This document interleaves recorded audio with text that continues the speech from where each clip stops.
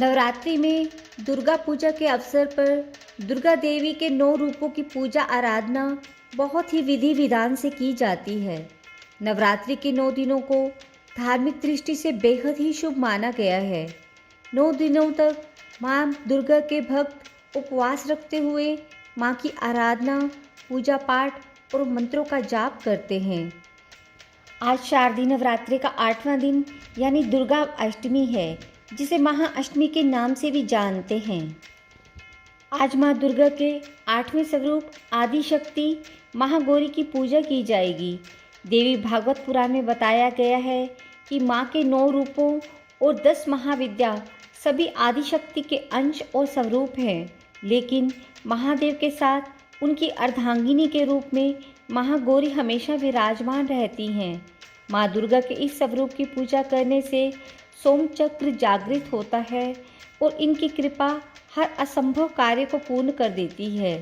ज़्यादातर घरों में इन दिनों कन्या पूजन, जिसे अष्टमी भी कहते हैं, किया जाता है। माँ की 4 भुजाएं हैं। महागौरी का वाहन बैल है। देवी के दाहिने ओर के ऊपर वाले हाथ में अभय मुद्रा और नीचे वाले हाथ में त्रिशूल है। बाएं ओर के ऊपर वाले हाथ में डमरू और नीचे वाले हाथ में वर मुद्रा है। इनका स्वभाव अति शांत है। नवरात्रि के 8वें दिन माँ गौरी की पूजा करने से सभी पाप धुल जाते हैं, जिससे मन और शरीर हर तरह से शुद्ध हो जाता है। देवी महागौरी भक्तों को सद्मार्ग की ओर ले जाती हैं। इनकी पूजा से अपवित्र व अनैतिक विचार भी नष्ट हो जाते हैं।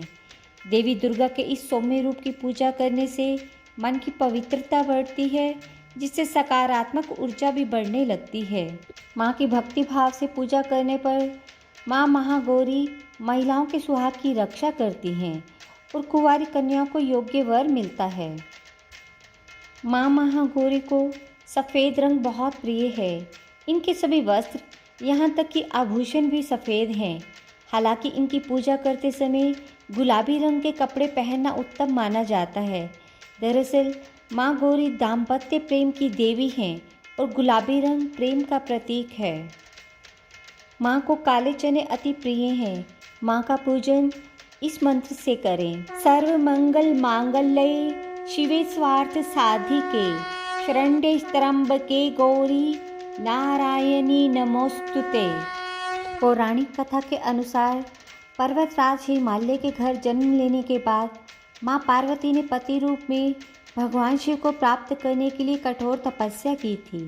तपस्या करते समय माता हजारों वर्षों तक निराहार रही थी, जिसके कारण माता का शरीर काला पड़ गया था। वहीं माता की कठोर तपस्या से प्रसन्न होकर भगवान शिव ने पार्वती को पत्नी के रूप में स्वीकार किया। इसके बाद उन्होंने देखा कि हजारों वर्षों तक एक ही स्थिति में रहने के कारण माँ का शरीर काला पड़ गया है और उस पर गर्द भी जम गई है। तब महादेव ने माँ गंगा को आदेश दिया कि वे देवी को स्नान कराए। उनके आदेश पर गंगा ने पवित्र जल से धोकर अत्यंत कांतिमय बना दिया। माता का रूप गौरवर्ण हो गया, जिसके बाद माता पार्वती के इस स्वरूप को महागौरी कहा गया। महादेव की प्रिया होने के कारण भी इन्हें महागौरी कहा जाता है। माँ पार्वती ही देवी भगवती का स्वरूप हैं। प्रेम से बोलिए जय माता दी।